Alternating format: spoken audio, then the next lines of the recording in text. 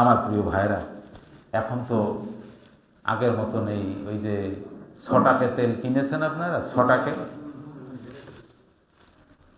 এই তেল কিনতে গেলে বোতলে তেল দেওয়ার পরে ওই যে পাত্রে একটু তেল লেগে থাকতো, এই জন্য দোকানদার কি করতো, একটু তেল বেশি করে বলে এটা ফাও। আসলে কিন্তু ফাও না, ওইটা আমার ওজন করা তেল ওর গায়ে লেগে আছে না ভাই। তখনকার দোকানদার যারা ছিলেন, ব্যবসায়ী ছিলেন, তারা ভয় করতো কাকে, এতটুকু তেল আমার ক্রেতার তেল আমার মধ্যে যেন না থাকে। এই জন্য উনি কি করতেন, একটু বেশি করে ফাও তেল। এখন আপনি যদি ফাও তেলও ধরে নেন তাহলে সেটাও ধরতে পারেন। এখন দোকানদারকে গিয়ে যদি বলেন ভাই আজকে ফাও তেলটুকু দেন, আগামীকালকে তেল কিনবো, দিবে? ফাও তেল দিবে? দেখেন না পোলট্রির মুরগির ব্যবসায়ীরা মাঝে মধ্যে মাইকে স্লোগান দেয়, মুরগি কিনলে কি যেন ফ্রি, কি আপনার আমাদের নতুন একটা হয় না মনে হয়, মশলা ফ্রি, মাঝে মধ্যে মাইকে দেখি। এদিকে হয় না, আচ্ছা কোনো জায়গায় হতে পারে, আমি নিজে কারণে শুনছি কোনো জায়গায় বলে মুরগি কিনলে মশলা ফ্রি। এখন কেউ যদি মুরগি না কিনে মশলা চায় যে আগামীকালকে মুরগি কিনবো, আজকে মশলাটা ফ্রি দেন, দেবে? শর্ত কি, মুরগি কিনা আগে মুরগি কিনতে। আমার প্রিয় ভাইরা, আজকে রাতে যারা ইবাদত বন্দেগী করবেন তারা যেন আবার ওই মুরগি না কিনে মশলা নিতে আসেন না। কথা বুঝেননি? আপনি যদি 5 ওয়াক্ত সালাত আদায় না করেন, আপনার নাম যদি সালাত আদায়কারী নামাজীর তালিকায় না থাকে, আর আপনি আজকে এসে মসজিদের সিজদা দিয়ে যদি ওই মুসাল্লা ছিঁড়েও ফেলেন ঘষ্টি ঘষ্টি, কোনো লাভ হবে?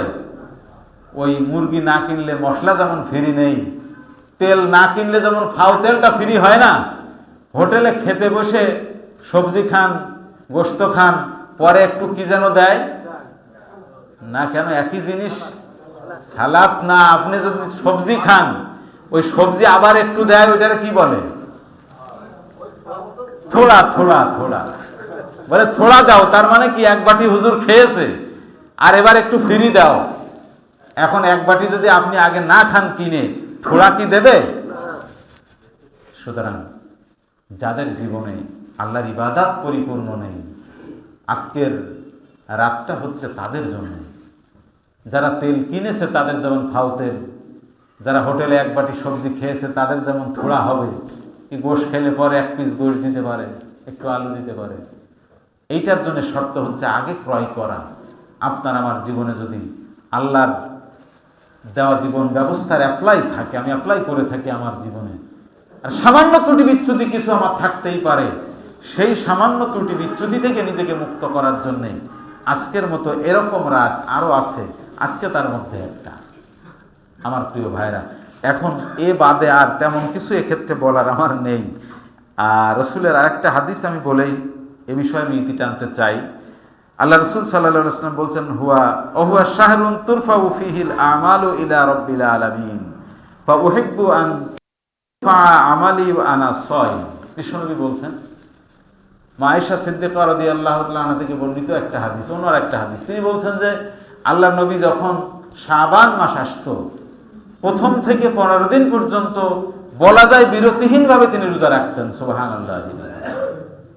আমরা খুঁজি যে কবে রুটি চান উঠছে আর কবে একটা রোজা রাখতে হবে। রুটি চান বোঝেন তো, সবে বলতে চানের মুরব্বীরা কি বলে, এখন ওই বাড়ি মুরব্বী থাকা জিজ্ঞাসা করে তখন বলবে রুটির চান, মানে আজকে জনমের মতো রুটি খেতে হবে। যদি ভাগ্যের রজনী আজ হয়েই থাকে আর আপনি রুটি খান, তা সারা বছর আপনার কপালে কি হবে? রুটি তো হবে। তা কি হয়েছে কারো কোনো দিন? না, ভাগ্য রজনী এইটা না। ভাগ্য রজনী হচ্ছে ওই লাইলাতুল কদর, যেটা মহিমান্বিত রাত, সেখানেই হয় এগুলো। আমার প্রিয় ভাইরা, এখানে বিশ্বনবী যে কথাটা বললেন, এটা হচ্ছে এমন একটা মাস, তুরফাউ ফিহিল আমাল, যে মাসে বান্দার আমল আল্লাহর কাছে বান্দার আমল আল্লাহর কাছে উপস্থাপন করা হয় ইলা রাব্বিল আলামিন, রব্বিল আলামিনের কাছে। ফাউহিব্বু, বিশ্বনবী বলছেন আমি পছন্দ করি, আইয়ুরফা আমালি, যে আমার আমল উপস্থাপিত হোক, বা আনা সাইম, আমি রোজাদার অবস্থায়, সুবহানাল্লাহ। অর্থাৎ যেহেতু শাবান মাসে আমল আল্লাহর দরবারে পেশ করা হয়, তো আল্লাহর নবী বলছেন যে আমি পছন্দ করি আমার আমলটা যখন আল্লাহর দরবারে পেশ করা হবে তখন যেন আমি রোজাদার হই। এজন্য তিনি বেশি বেশি সিয়াম পালন করতেন, রোজা রাখতেন এই শাবান মাসে। আরেকটা হাদিসের বর্ণনা দুর্বল, তবে যেহেতু ফজিলতের ব্যাপারে এই জন্য হাদিসটা আমি বলে দিচ্ছি। সেটা হচ্ছে যে নিসফু মিন শাবানের ক্ষেত্রে রাতে ইবাদত, দিনে রোজা, অর্থাৎ সেই রোজাটা কিন্তু আগামীকাল। ওই হাদিসের ওই ফজিলতের কথা যদি আপনি ভাবেন তাহলে সেটা হবে এবারের জন্য শনিবার রোজা, আর জুমাবার দিবাগত রাত হচ্ছে নিসফু মিন শাবান। সালাত যারা আদায় করবেন, জিজ্ঞেস করে যে হুজুর কোন সূরা কয়বার পড়তে হবে, এটা কোনো কিছু ধরা বাঁধা নিয়ম নেই। আপনি নফল নামাজ যেভাবে পড়েন, সারা বছর যেভাবে পড়েন, আজকেও 2 রাকাত করে সেভাবে পড়তে পারেন। আর আগেই তো বলে দিয়েছি একা কি হবে। 3 নম্বর কথা হচ্ছে ফরজ ইবাদত বাদ দিয়ে এটা করা যায়। সারা রাত নফল ইবাদত করেছে, নফল সালাত আদায় করেছে, ফজরের নামাজ কি হয়ে গেল? কাজা। এটা আমাদের দেশের মাহফিলগুলোর পরে এটা হয়নি, এটা জানো। 12টা 1টা পর্যন্ত মাহফিল শোনার পরে পাবলিক বাড়ি গিয়ে শুধু খেয়ে দিয়ে তো আরো 1-1.5 ঘন্টা যায়। এরপরে দেখা যায় আমাদের ফজরের নামাজ কি হয়ে গেল? কাজা। তাহলে ওই মাহফিল শোনা কি আমাদের ফরজ?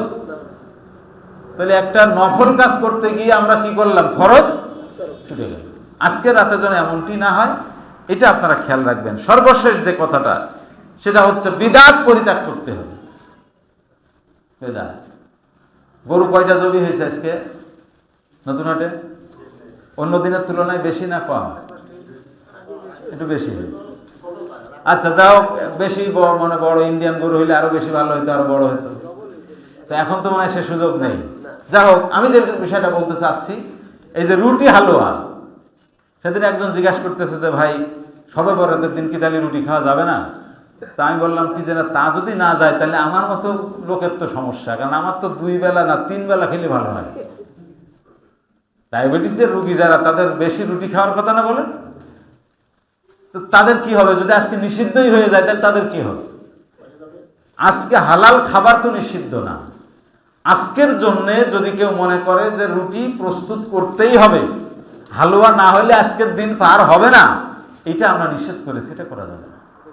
আমার বাড়িতে প্রতিদিন রুটি তৈরি হয়, আজকেও হতে পারে, অথবা অন্যদিন হয় না, আজকে আমার বাচ্চা বলতেছে রুটি খাবে, আমার স্ত্রী রুটি তৈরি করতে পারেন, অসুবিধা নেই।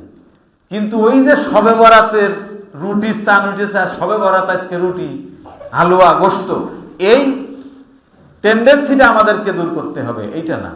প্রয়োজনের তাগিদে হালাল খাবার প্রস্তুত হবে, খাওয়া যাবে, কোনো সমস্যা নেই। আমি কি কথাটা বোঝাতে পারলাম? কবরস্থানে বাতি জ্বালায়,